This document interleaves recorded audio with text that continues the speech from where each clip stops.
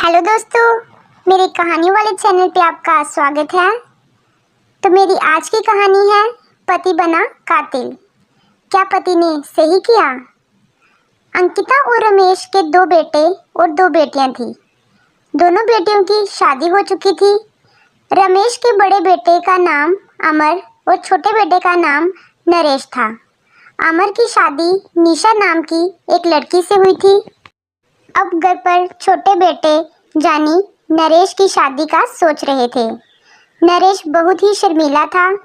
वह अध्यापक की नौकरी करता था। रमेश और अंकिता चाहते थे कि जैसे उनके घर की बड़ी बहू यानी निशा जितनी मासूम और संस्कारी है, वैसे ही उनकी छोटी बहू भी हो। एक दिन अंकिता नरेश से कहती है, नरेश बेटा, अगर तुम्हारी कोई पसंद है तो तुम बता दो। नहीं माँ, ऐसी कोई बात नहीं है। जहाँ आप चाहें मैं वहीं पर शादी करूँगा। फिर अंकिता नरेश के लिए रिश्ता देखना शुरू कर देती है। बहुत सारे रिश्ते देखने के बाद अंकिता और रमेश को माया नाम की लड़की बहुत अच्छी लगती है। माया शक्ल से बहुत ही खूबसूरत और मासूम है और वह एक प्राइवेट स्कूल में पढ़ाती है। नरेश माया को देखते ही हाँ बोल देता है। ऐसे ही कुछ दिनों के बाद नरेश और माया की शादी हो जाती है। सब बहुत खुश थे। ऐसे ही देखते देखते 4 महीने गुजर गए। सब ठीक चल रहा था, पर माया के व्यवहार में बदलाव आ गया था। अब वह स्कूल से भी लेट ही घर आती। एक दिन नरेश माया से कहता है, माया, तुम रोज स्कूल से लेट क्यों हो जाती हो? ये बात कहते ही माया नरेश से लड़ने लगती है और कहती है कि तुम मुझ पर शक करते हो, और ये कहकर वह वहाँ से चली जाती है।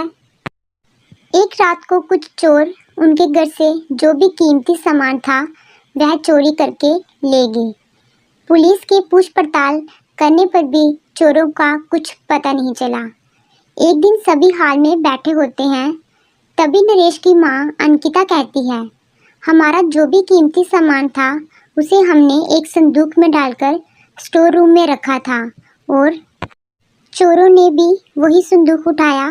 किसी और चीज़ को उन्होंने हाथ भी नहीं लगाया, जैसे उन्हें पहले का ही पता था कि इसी संदूक में सब कुछ पड़ा है। माँ की यह बात सुनकर नरेश सोच में पड़ जाता है कि यह सब कुछ किसने किया होगा। फिर उसका सीधा शक माया पर जाता है। नरेश अपने एक दोस्त की मदद से माया के फ़ोन की कॉल हिस्ट्री निकलवाता है। वहाँ उसे एक ऐसा नंबर मिलता है जिससे देर रात तक बातें की जाती हैं। अब नरेश का शक यकीन में बदल जाता है। अब वह माया का पीछा करना शुरू कर देता है। एक दिन वह माया के साथ एक आदमी को देखता है और चुपके से उनकी बातें सुनने लगता है। माया उस आदमी से कहती है, संजय, मैं तुमसे बहुत प्यार करती हूँ। अब मैं और इस घर में नहीं रह सकती। संजय कहता है, हाँ माया, बस आज रात तक इंतज़ार कर लो। आज रात को ही हम भाग जाएंगे। मैंने जो भी तुम्हारे घर से सामान चुराया था उसे बेचकर मैंने रहने के लिए इंतज़ाम कर दिया है, और आज रात को तुम अपने ससुराल वालों को दूध में नींद की गोली मिला के दे देना ताकि वह बेहोश हो जाएं। ये सब सुनकर नरेश को कुछ समझ नहीं आए कि अब वह क्या करे। उसके मन में अलग अलग तरह के ख्याल आने लगे। माया के कारण मेरे पूरे परिवार की बेइज्जती हो जाएगी। लोग मुझे भागी हुई बीबी का पति कहकर बुलाएंगे। ऐसे ही सोचते हुए वह घर आ जाता है। माया पहले की घर आ चुकी होती है। शाम का समय होता है। सब खाना खाकर अपने कमरे में चले जाते हैं। माया सबके दूध में नींद की गोली मिलाती है और सबको दूध पिलाती है। फिर वह अपने कमरे में आती है और नरेश को दूध देती है। नरेश दूध पकड़ लेता है और माया से चुपके दूध गिरा देता है, और फिर वह माया को अपने पास बुलाकर उसके हाथों को पकड़कर कहता है, माया, तुम मुझे पहली नज़र में ही पसंद आ गई थी। मैंने तुमसे दिल से प्यार किया, पर तुमने मेरे साथ ऐसा क्यों किया माया? माया समझ चुकी थी कि नरेश को सब कुछ पता चल गया है।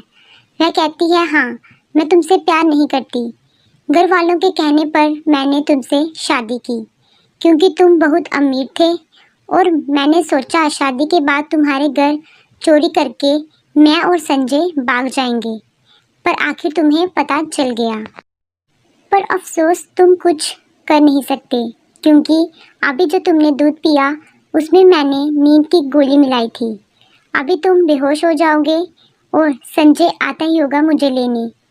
जिस दूध की तुम बात कर रही हो वो मैंने पिया ही नहीं क्योंकि मैंने तुम्हारी और तुम्हारे आशिक की सारी बातें सुन ली थी। ये कहते ही वह माया का गला पकड़ लेता है और गुस्से में आकर कब वह उसे जोर से दबा देता है उसे पता भी नहीं चलता। वह माया की लाश से कहता, उठो माया, बताओ मुझे इसमें मेरा क्या कसूर था।